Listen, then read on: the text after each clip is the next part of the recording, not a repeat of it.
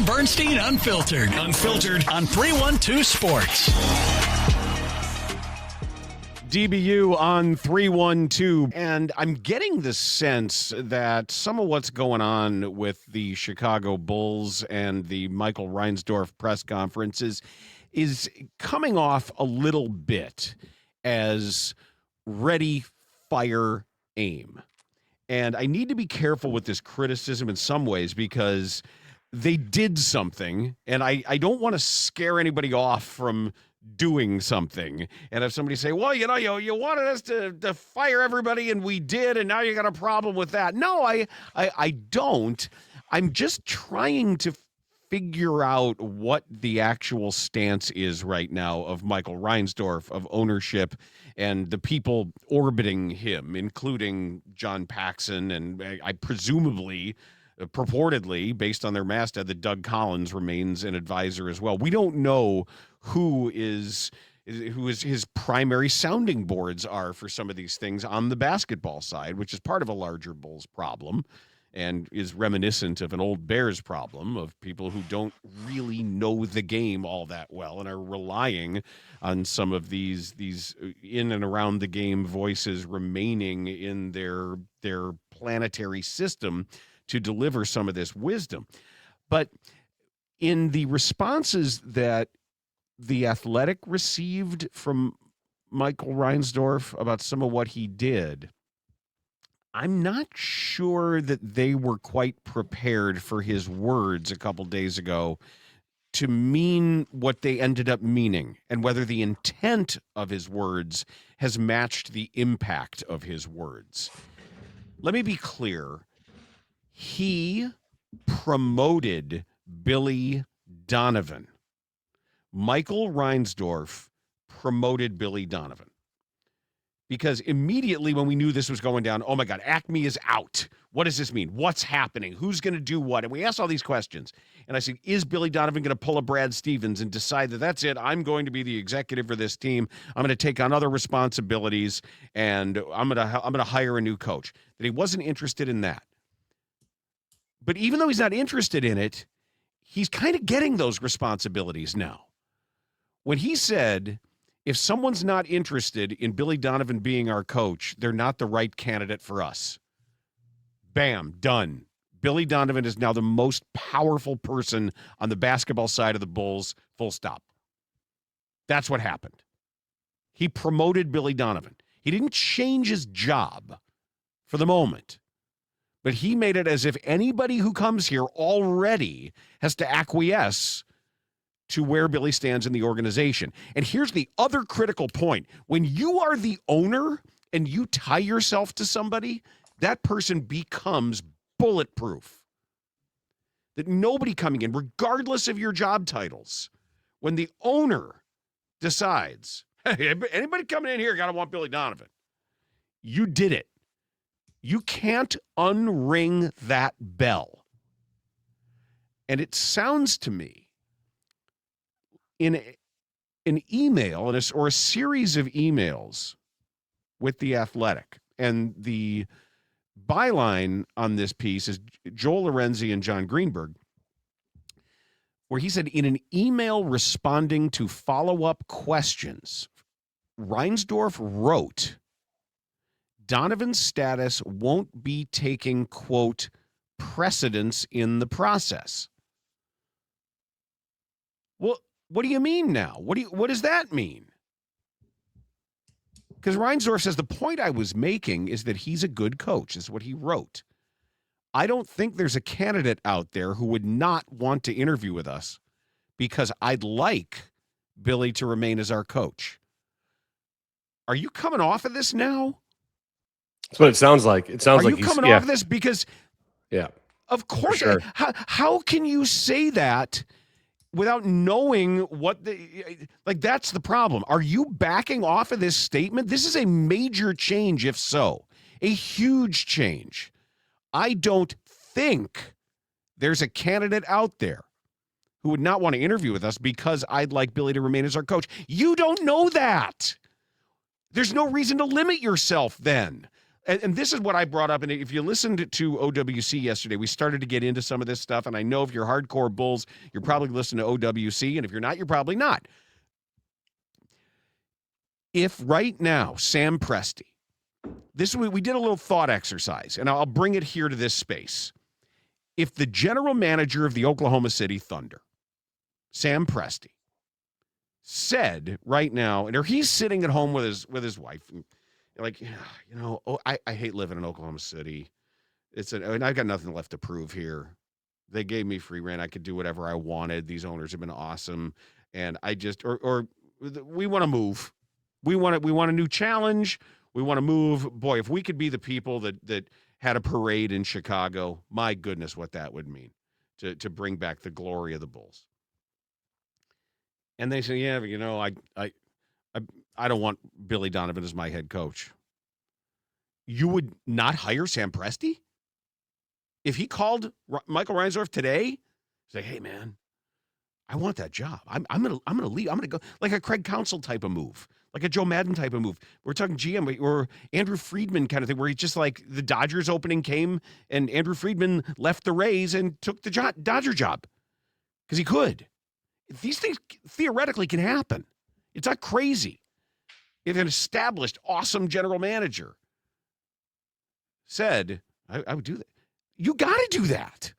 You cannot tie yourself to a coach in this way. And that is not to say it couldn't work in a Greg Popovich type situation. If you heard Adam Amin yesterday, we talked to Adam about it here on DBU. He was unbelievable. He was so awesome. If you haven't gone back and listened to his wisdom to be 39 years old, a child in the television play-by-play business, and to be as comfortable and vulnerable and aware and as wise as that young man is. Adam Amin is an old soul beyond his years. And we talked about it a little this yesterday, but this is before I saw the fact that Michael Reinsdorf's hedging already. He's coming off at that point. You did it. You promoted him. You made this the Billy Donovan show, whether you wanted to or not.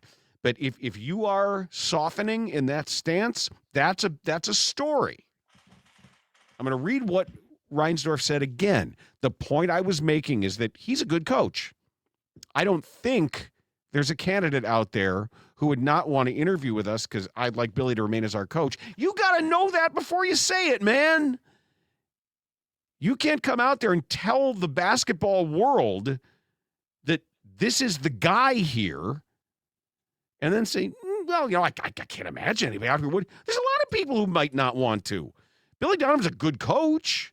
I think everybody agrees he's good. That doesn't mean somebody running your team thinks he is the man for this moment to coach your next champion or build your next champion. Or maybe this person says, yeah, I think Billy's a good guy to get us through this, and then I've got somebody else waiting in the wings who I think will be ready to take over at that point. The visionaries, the actual visionaries that you might want to hire here that actually check all the boxes that you laid out there about being ahead of trends, not chasing trends, knowing personnel, looking at what's coming next, being able to understand how the rules might change, and understanding the entire basketball globe.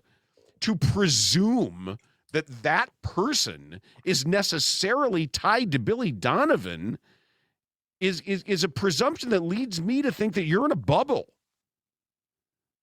that you're spending too much time around people that are too insular. You cannot presume that if you really are looking for the best person. And all you're doing is you are closing the aperture of the eye of that needle you've got a thread to make it work. When the reason you blow out your front office is to put everything on the table. And you did it, Mike. You did it. And now, after you've done all that, you're then saying, hey, I got to keep Billy. Why? Why? I like him.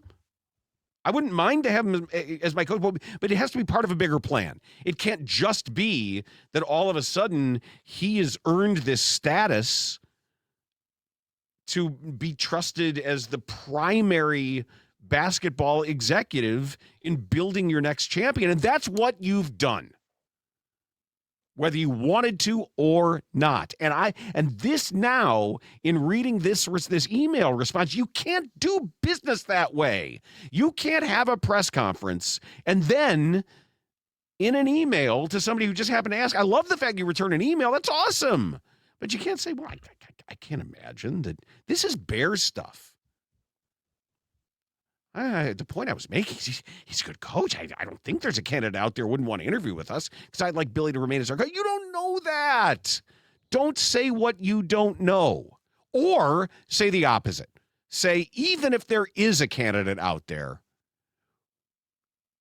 if that candidate doesn't want to interview with us because Billy's our coach, I don't want to talk to him. Pick a lane. This is too waffly. You're the owner. You've got to set the tone. If nothing, you've got to set the tone and do this either one way or the other. You can't now be vacillating. You can't now be wishy-washy on it. And see, but here's the problem though, Dan, with doing that. Like, I get what you're saying, but the problem is they don't know what Billy wants to do yet. You can't go hard one way or the other without knowing what Billy wants to do. But they went halfway. They could talk to Billy on Monday and he could say, you know what? I just don't want to do this anymore. I don't want to be here anymore, or I'm done coaching, or I want to look at other opportunities. They don't know. Then you handle this differently. Then you can't tie your entire organization to his future.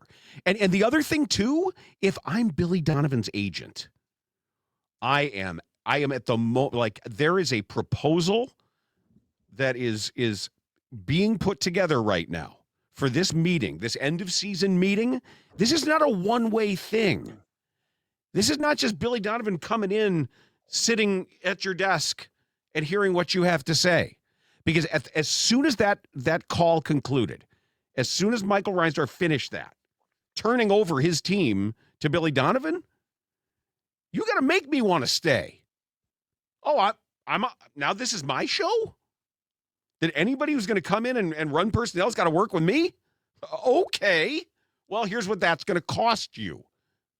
Because me coaching your team and me being the de facto basketball leader of your team, that's got a different number on it. We can do it, but we got to talk. We got to talk about what I'm responsible for every day. And you know what, too? Here's another thing if I'm Billy Donovan.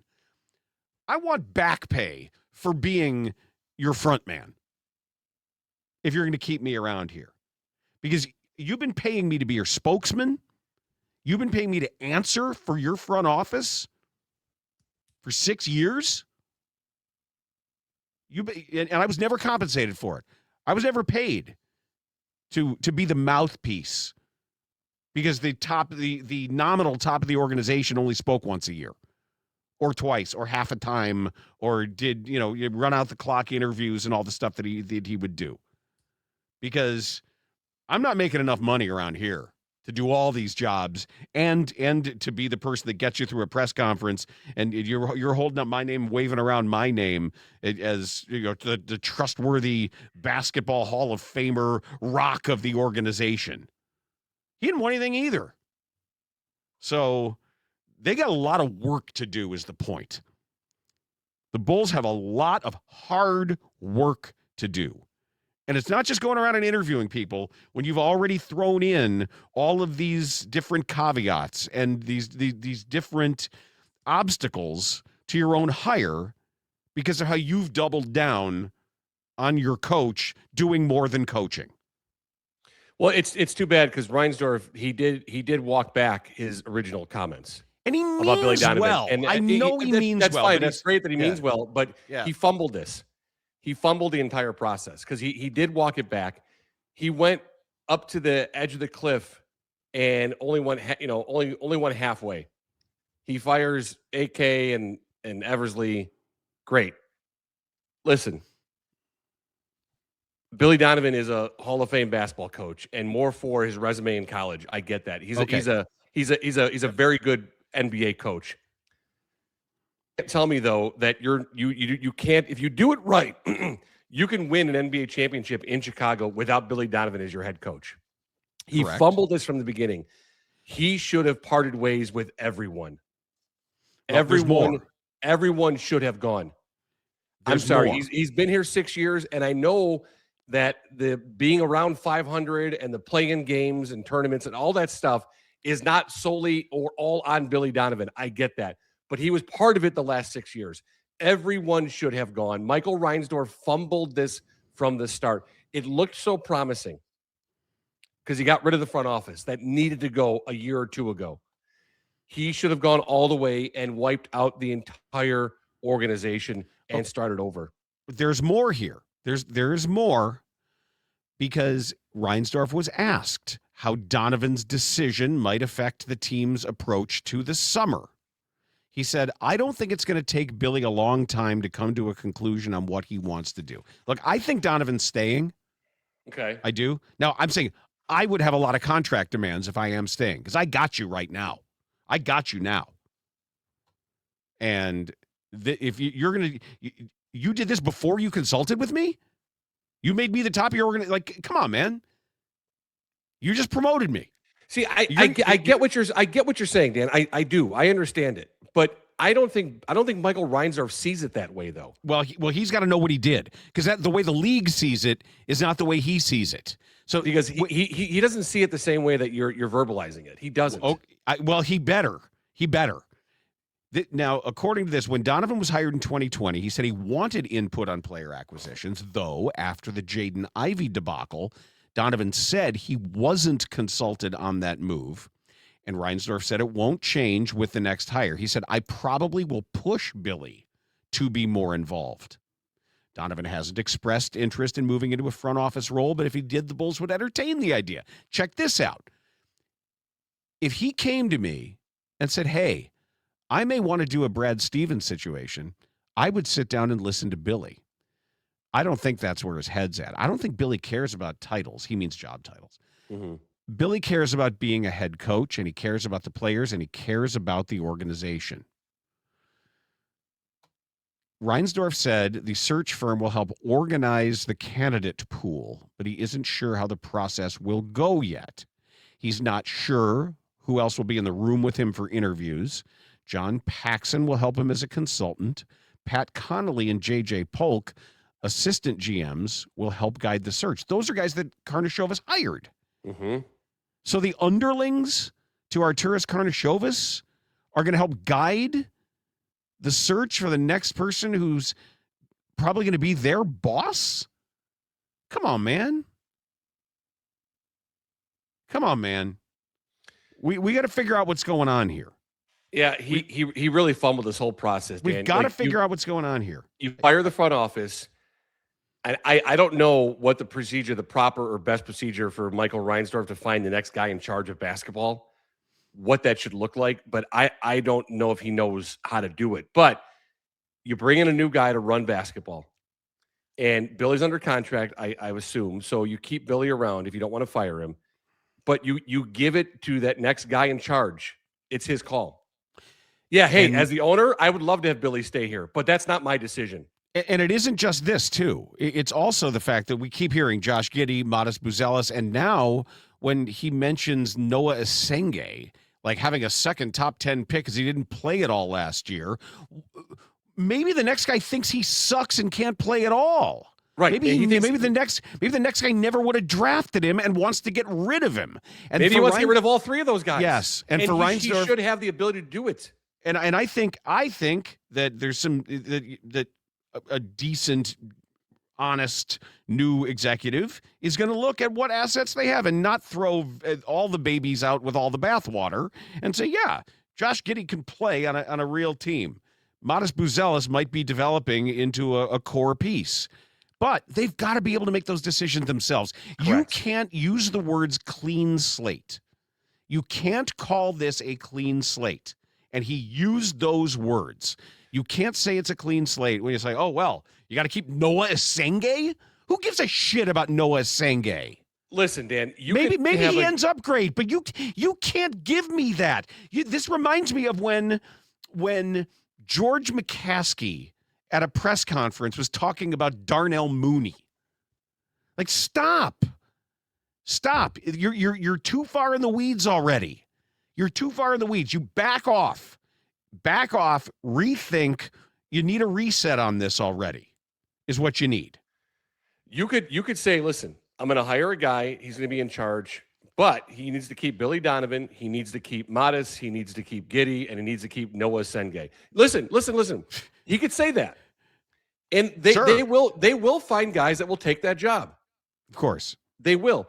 But you're limiting yourself in your candidate pool. And why would you do that to yourself? That's why I'm using the Sam Presti example. Why That's why I'm that saying to yourself? If in fact if you've taken the theoretical possibility of Sam Presti off the table, you have to explain why.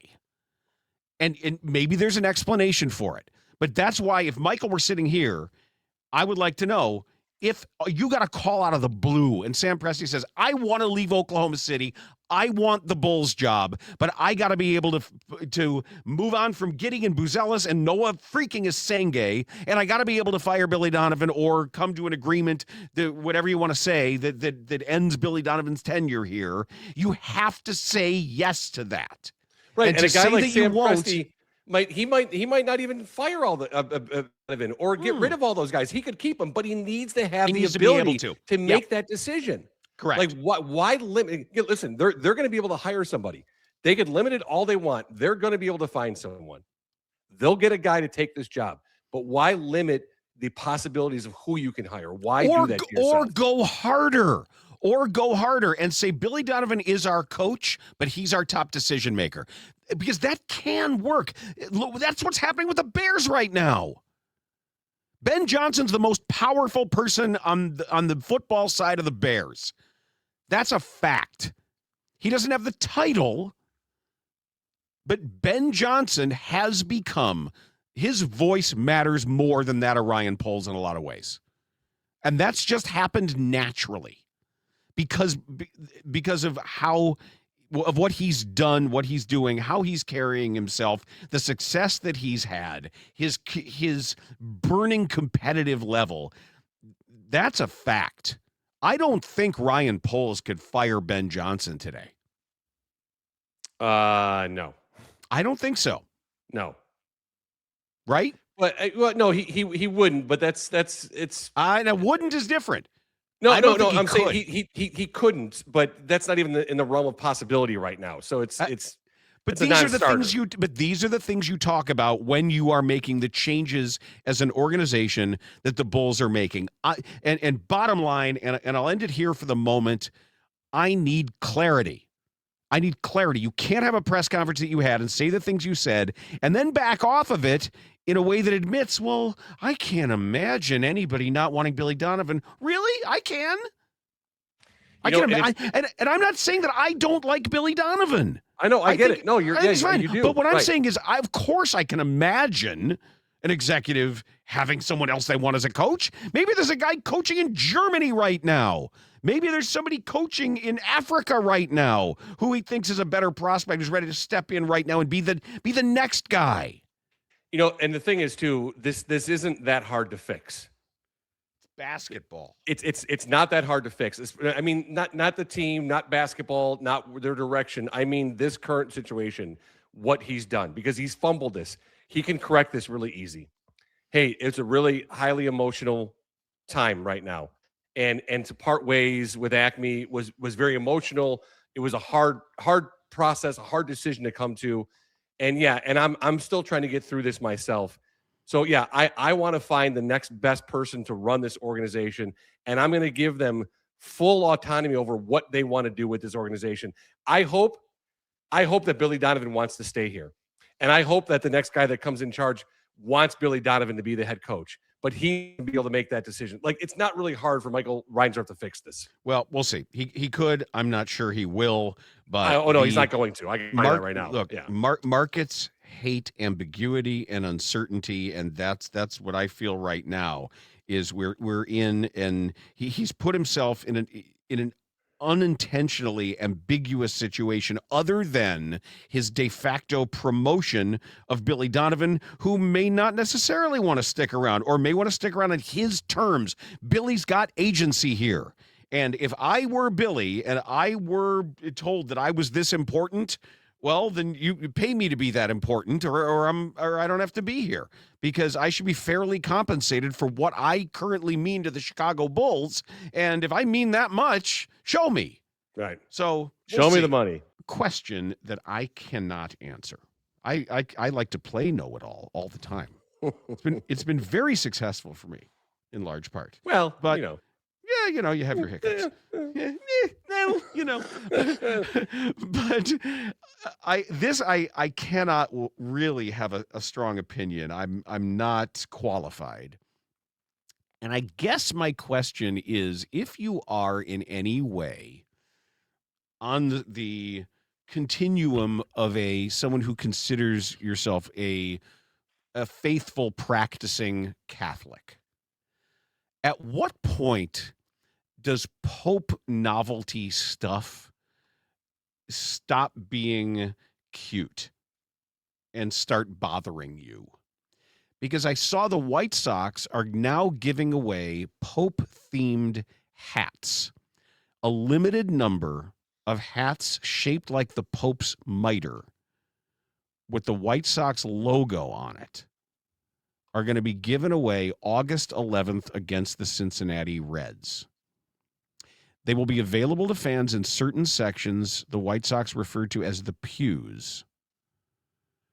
You have to purchase tickets from the team to receive the hats. And yeah, I can read you all of the expository copy here, explaining that Pope Leo is a Sox fan and from Chicago, and he was at the World Series opener. They know his exact seat when the White Sox won. And the Sox in May, they did a graphic installation near that seat of the artwork of Pope Leo and a picture from the broadcast. And then in June, they did an event honoring his election. And then in the pre-games, Paul Konerko got a jersey signed by the Pope. The Pope has worn a White Sox hat. He has trash-talked a Cubs fan. So he's playing along. But especially with the serious stuff that the Pope has been doing, challenging the bellicosity of this country at the moment and the joy of going to war and killing people in war. Apparently, we're now learning that there was a U.S. military emissary who went to the Pope and told him basically, get on board with the might of the American military or you'll be left behind or you're on the wrong side of history, and threatened the Pope. Like, I could not believe that happened. It did. That actually happened. I'm not making that up. You can go and look it up, that was actually done. We've got the name of the guy who did it.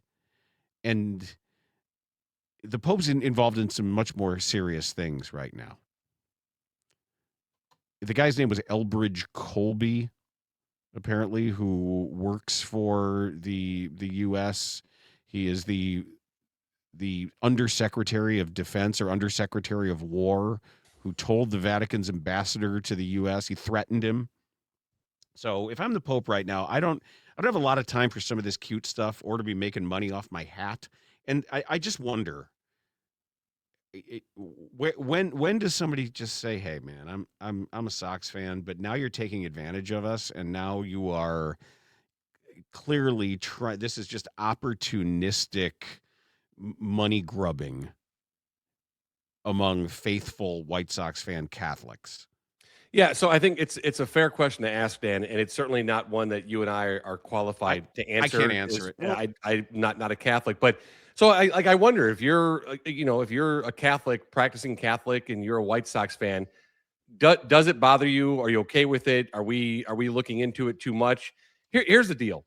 You can say me. You don't have to say we. You can. Oh, say no. me. I question it too, because I heard it yesterday, and then I Googled it to confirm it was real, and then I saw the hat, and I actually showed a picture of it to my wife. And my first thought, Dan, as I saw it, as I was like, this is too much. Like, I think it's too much now. So It's getting cheesy a little yeah, bit. so I wonder, yeah, if you're a Catholic and a White Sox fan, I'm curious to hear your opinion on it. But he became Pope in early May of last year. You had a full baseball season to ride the novelty out. It should be done and over by now. Like I think the last season, because it was new and fresh, fine. It's the start of a brand new season. Mm-hmm. Like yeah, we get it. It should have ended. We It should have get ended it last season. Yeah. Yeah, and especially because this particular pope too has been more than willing, perhaps even more so than his predecessors, to take, because he's American, to, and he knows that he's going to be heard differently in America Yeah. at a very highly pressured time, at the very least, in this country, a stressful time in this country. He's had, and I think it's time to listen to the serious stuff that he's saying and not be screwing around slapping White Sox logos on hats. But that's just me, and I'm not in a position. I'm not, like I say, I like to play know-it-all. I can give you my opinion, but I know that my opinion in this case is not worth as much after I ask this question as the opinion of somebody who is perhaps faithful, maybe deeply so, or it has a different understanding of the Pope's role as the human manifestation of God on earth. He's not here to sell novelty hats. Right. Is he, if he's the Pope for the next 20 years, are the White Sox going to continue to do Pope giveaways every season? Like last year was enough. It should have ended there. I thought it was too much, but again, my opinion on this, my opinion doesn't matter on anything really. Sure it does. Yeah, so I'm just curious to know what, devout Catholics and White Sox fans, how you feel about it. Is it too much? Is it okay? Is it still cute? I'm just curious to know, because my initial thought was it's too much now. You had from May of last year all the way through the entire baseball season. Yep. A bad baseball season to kind of use this as a novelty item. And with tomorrow is Friday Feedback Friday, it might just be an opportunity to hear some of this stuff. Yep. I will also mention, too, that if you have not downloaded the 312 Sports app, oh yeah, we have added to the things that you are missing. And thanks to everybody who's gotten the app. I know I'm not supposed to say download. Get the 312 Sports app in the Apple App Store and Google Play. Not only can you listen to everything that we have going on here every day, and that is this show, DBU. It is Off the Ivy, your daily check-in with the Cubs, forward progress on the Bears and the NFL. We've been busy with OWC, Organizations Win Championships. There is From the 50, where Matt's been doing really good work talking to people about life and perspective. But this app now can bring you, first of all, to the 312 Sports Pro Shop. And you want merch? You want things? You want t-shirts and hats and mugs and tank tops and hoodies, everything you want right now with 312 Sports on it is available. You can go to 312sports.com. You can check things out in the app. Go buy your stuff and buy stuff for friends, because it's all there. And yes, soon we're going to start having fun and get really creative with the stuff for individual shows, and maybe even get a little silly. But for the moment, we just rolled it out. So now it's all stuff that just says 312. I want to see it out there. I want to see it on the Brown line. I want to see it walking around the city. I want to see it when I go into Walgreens, when I'm in the back. If you come up to me in the back at Mariano's, if I'm there sorting through day-old baked goods and discount gray meat, that's the place to represent. That's where I want to see 312 Sports stuff. There you go. And also register to win dinner for two at RPM Steak, dinner for two at Il Porcellino, dinner for two at RJ Grunt's, tickets to see Wu-Tang Clan presents The Final Chamber with Bone Thugs and Harmony in concert September 4th at Credit Union 1 Amphitheater. Just enter the promo code APRIL on any reward for a chance to win. The promo code is APRIL for RPM Steak, Il Porcellino, RJ Grunts, and Wu-Tang and Bone Thugs and Harmony tickets. That is your place to go for all that. Yeah, Dan, I'm looking on the Pro Shop, and there's duffel bags with the 312 Sports logo on it. There's a weekender bag. There's a tote bag. There's hats. There's stickers. Is there a jewel bag? There's no jewel bag. Damn It's like a carry-on. But there's kid sizes. There's Yep. I mean there's I think t-shirts and hoodies. there's like baby onesies Yes, on there. Yes. there's everything. Yep. Yep. So get a hoodie for your kids, send them off to school in a 312 sports gear. Yeah. There you go. That's taking care of your children. That makes you a good parent, I believe.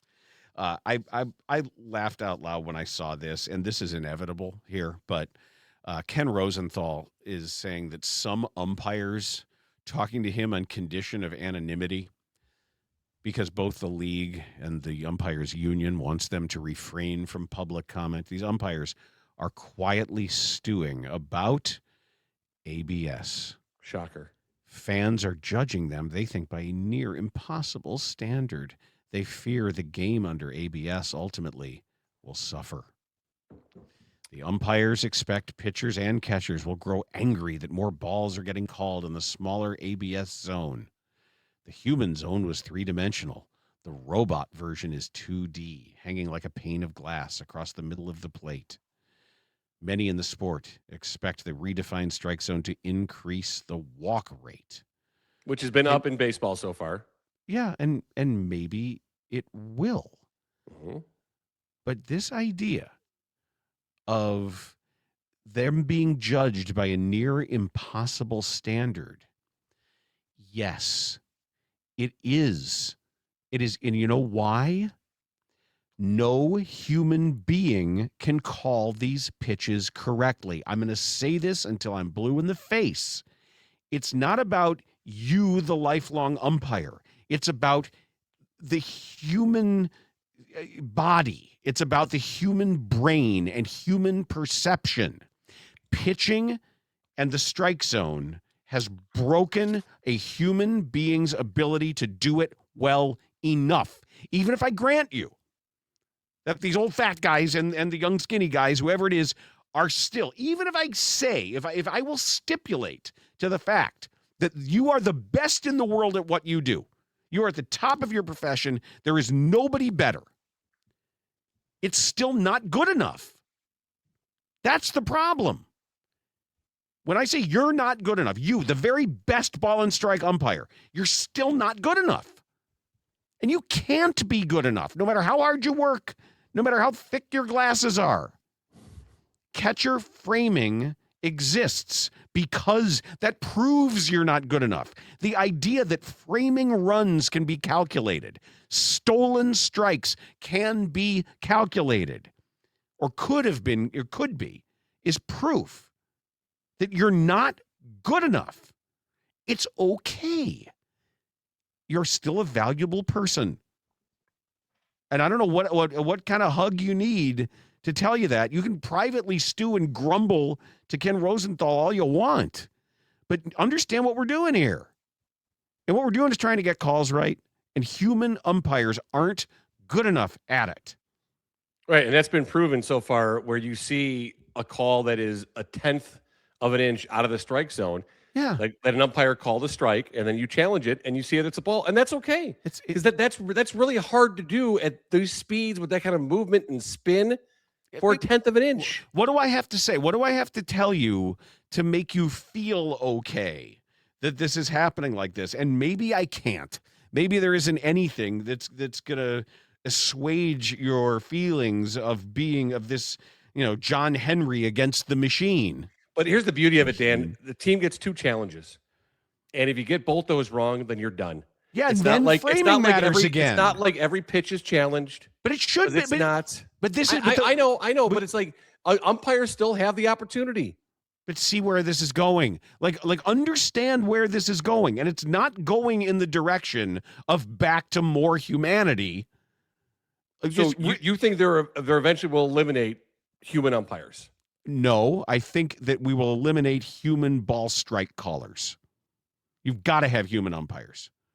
I think until the technology changes, but for the moment, I think that there's always going to be somebody standing behind the plate. Why? But you really don't need someone behind the plate. You don't need someone at the bases either. You need somebody in charge of the game. Then you have an on-field in charge of the game guy. But every single call, foul ball, fair ball, safe, out, tagged, not tagged, can be reviewed by video. Yeah, and if you are asking the question, is it possible in the future to imagine that umpires are obviated completely? Yeah, I do. I could imagine that, and that's okay. It's all right if that happens. There's no one's pining for there to always be umpires. We don't. If in fact we don't need them, fine. Tennis, you don't need them. I mean, with Right, technology today, you do not need umpires for anything in the game. Tennis still has the guy in the big wooden chair. Right? There's still a person in the big wooden chair. Yes. But what you don't have is John McEnroe stomping around and breaking his racket and taking his headband off and throwing a tantrum saying, "You cannot be serious." Because that's stupid and we don't need it anymore when there are computers and lasers and machines that can say in or out, yes or no. And it's just simpler that way. So stop whining behind the scenes and understand the way the wind's blowing here. And if you need to think about, if you're one of the old guys and you need to think about something else in your life, or if you're an aspiring umpire and you're 22 years old and you said, "I want to be a major league ball strike caller," I think there's still going to be jobs to be major league officials. We may not call them the same things. The job's going to evolve. It's going to change because of technology. But what's important is that the call's correct. That's the only reason umpires existed in the first place. It wasn't to inject their personality into games. It wasn't to force pitchers to know what the strike zone is today, or have gamblers look around and say, "Oh, it's this guy, it's that guy." It's to get it right. And if, in fact, the game evolves, it evolves. So I would just hope that, because this isn't the last article that we're going to see with, "Hey, these machines, they don't call the strike zone the way we call it." You're going to hear a lot of this, and it's all going to be anonymous because that they have to keep it that way. But Ken Rosenthal could write this same piece every week of this baseball season. He will be able to. He'll hear the same things. He's writing it now because it's new. But this is something that he could be able to write every week. So just be aware of it. And I don't really put a lot of stock in it, because even if I say you're the best at it and no one's better than you at calling balls and strikes, it's still not good enough, because a human brain cannot keep up with what these pitches are doing. We know that the best a human can do isn't good enough. It isn't good enough to get it right enough. You can get it right a lot, but you can't get it right every time. And if a new standard can get it right every time, I think that's better. Looking at the ABS tracker, Dan, for right now, Dan Iasonia, 17 challenges, 11 overturned.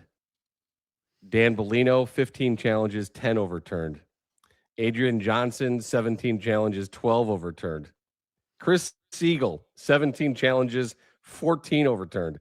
Andy Fletcher, 17 challenges, 15 overturned. And it doesn't mean we don't like you. It doesn't mean that Chad your children Whitson don't like you, it just means that it's hard. It's too difficult to do this. That's Chad all. Whitson, 11 challenges, 10 overturned. And then there's some Eric Backus is 0 for 5. So 5 challenges, 0 overturned. Will Little, 10 challenges, 1 overturned. So there are some guys that are better at it. Well, at a tiny sample. That over tiny time sample through over time. Major League Baseball. Over time, most of these are going to be overturned because it's hard. Well, people know it when they see it. So we'll see. We'll take a good look at it after the season's over, after all those games and all the data. Yeah, I don't expect anybody to beat cameras and laser beams. I just don't. You're not going to win. And I think there are some guys that'll be exceptional when it comes down to it, as far as their ratio is concerned, and other guys that we've already seen are not very good, and it'll get worse for them as the year goes on. I hope by the time we get to the playoffs, they are willing to expand the challenges. I think that you're going to see that. I hope that when we hit October, there's like, look, there's enough evidence to suggest we got to do more of this. So give each team more challenges, is what you're saying. Yeah. Okay. Yeah. More opportunities to get things correct when things start to matter more in the short series of the playoffs that determines the World Series winner, where, the 162 will determine who the best team is and the best teams are, and then they have their tournament to determine who wins the World Series. And to determine who wins the tournament, yes. Yes, and as long as that matters more, give more challenges at that point. Oh, Washington is 13 games behind the Bulls. Yes. Ugh. Yeah, because they're tanking. Oh, and you're going to watch that game? Hell yes. Ugh. I mean, how about this? I'll have it on. As I told Adam Amin yesterday, I like when he and Stacy start doing a podcast. Because they just stop describing the game after a while because nobody cares, and they start talking ball. You know how you can like turn the brightness down or up on your TV? Yes. Just totally like black it all out, black the screen out, and just listen. Yeah, don't do that to your eyes. It's okay. It's on. I'll be doing other things. Now the Passover is over, I can cook whatever I want. So I can. Last night, I made a sausage like. During Passover, because when I don't eat pasta, and for what I don't eat pork or shellfish just because it would seem weird. Okay. Even though I don't keep kosher. So now that the week is up, and I decided, all right, what's going to be my first indulgence? I immediately went to Italian sausage. I did a meat sauce, but only used loose bulk Italian sausage. Is what I did. And oh my God! And the thin spaghetti. Huge bowl. It was phenomenal. It was so good. And I think I should do that more, where it's not just beef. I like doing it with beef, but man, and I made it spicy. I didn't buy the spicy sausage, but the mild sausage, and added a glob of the Calabrian hot chili paste. Yeah, I mean, you get that extra fat from the pork. It always that's going to make it a little bit better. I told you the other day I made that pasta al limone. So yeah, it's basically like real fettuccine, but with lemon. Yeah, it sounds simple, and it's a great summer pasta. Yeah, it's really good. So you're making your pasta, a little bit of the pasta water, and then Parmesan cheese and lemon juice and lemon zest, and I put in like a whole handful of dill. Yeah, that's your girls would like that at your house. You should try that. They would. Can you text me a couple of the notes? I don't need amounts. I don't need recipe like ingredient amounts. But yeah, I want to do that because I'm going to surprise them with it. You should do that. If you decide that you don't want to watch all the Bulls game, I have a recommendation for you. Okay, what? So I don't know if you watched on Netflix. Last year they had a series come out, and I want to call it like a mockumentary, a scripted documentary called Jury Duty. You familiar with Jury Duty? No, I just got a summons though. Oh, did you really? Yeah, for standby, but I just got a summons. I got to figure that out. So who's standby? He's always on the jury. Standby. He's there in case. Standby. Okay. Yeah, it's spelled like Birch, like Bayh, like Evan and Birch by. Yes, yeah. Standby. So Jury Duty was an entire courtroom scene with a trial. And everyone involved were actors, with the exception of one guy on the jury. So the judge, the lawyers, the people suing, the people being sued, all the other jurors, everyone involved in this whole production were actors except one guy. And they're sequestered. So they're following, and it's like they're making a documentary. And so this guy doesn't know. How did the one guy sign away his rights to do this? So don't think that way. Just follow along the premise. So he has no idea what's happening. Okay. He has no idea what's happening, and it gets really, really weird and awkward and strange. And at multiple points along the way, he's like, "God, it feels like I'm in a TV show. This is just so weird." It was really entertaining, and the guy was a really sweet guy. It was just a very entertaining show. Okay. So they released a second season, and it's called Jury Duty Presents Company Retreat. So it's about a guy who works for a fake company. Somebody told me about this. Dude, so it's a guy gets a job. There's 10,000 applicants for this intern job at this hot sauce company called Rockin' Grandma's Hot Sauce. He gets the job as an assistant in HR, right? Okay. And the very first day of his job, they have a week-long company retreat. So he goes to this company retreat where he's like the second man in charge for HR, and he has to help the HR guy run everything. Okay. And it's dude. And so again, everyone involved at the retreat, people in this company are all actors in on it, except for this one guy. It's glorious television. It's so entertaining, dude. I'm telling you, check it out. I mean, it's so entertaining and fun to watch. I think it would make me nervous. I think it would make me cringe. I don't know. I don't know if that's the right vibe for me. It would make me. I think it might make me uncomfortable. No, you would enjoy it. It's really funny. It's like at one point, someone on the company retreat sends in an anonymous, files an anonymous a thing with HR about something happening, Mm-hmm. And so they have the whole team together. It's like 12 people in this company. They're all meeting. And the owner's like, oh, someone filed an anonymous claim, with HR. And the guy who filed the claim stands up. He's like, yeah, I said. And so like the guy who's the actor is like, well, it's not anonymous anymore. It's just little things like that. And it builds up the entire week.